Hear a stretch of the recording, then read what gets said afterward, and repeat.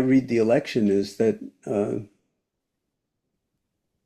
people are very dissatisfied about what America is or means or its value to me and my family, whatever it is. And this was a vote to say, okay, let's let the other side come in and see what they can do. But all the promises are that they're going to dismantle everything that the middle class and the sort of regular working people need in order to live a better life. And it's a kind of, you can't make it all happen immediately. So the Biden administration was at least trying to move things in the right direction.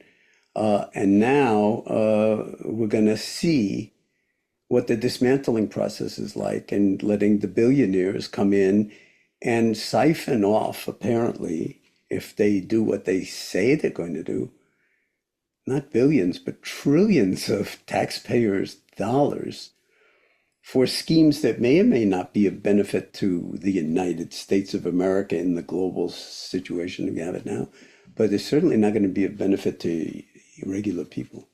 And that's the irony of it. And then maybe we'll last 2 years and there'll be some kind of response, at the midterm elections, and maybe things will turn around. This has been going on forever. So I think it's really important for us to not get too alarmist about it, even though it's quite alarming. And it's not exactly what happened in Nazi Germany in the 30s. It's something else.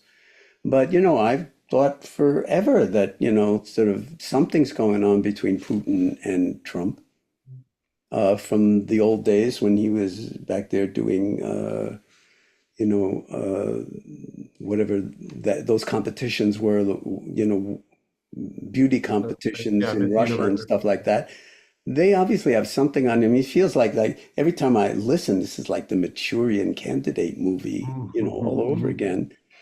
And waking up so far has been a very challenging process. So I would say that the election is a wake-up call for all the people who voted for Kamala Harris, and a wake-up call for all of the people who voted for Donald Trump. And we'll see how this is going to unfold.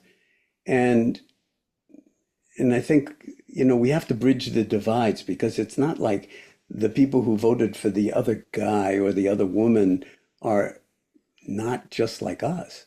We all have so much more in common than we have different. And so I think the kind of work that you and I do is really meant to connect with what's deepest and best and most beautiful, and really what's fundamentally intelligent in humanity as a whole.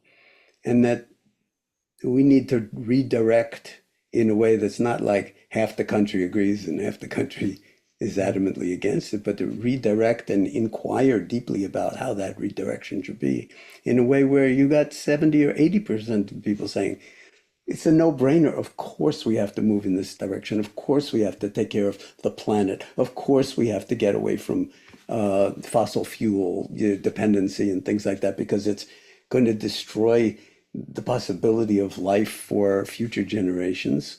And then you have to believe science in a certain way, but you don't want to be completely, caught up in the science to the point where you reify that as some kind of religion or ideal, because the science can be wrong to some degree too. So you have to kind of go with the flow in a certain way and find the middle path, which is what Dharma and our interest in meditative awareness and the wisdom that's potentially, comes out of a practice like that can offer, where you don't fall into binaries and dualisms of them and us, or yes or no for my vote or anything like that.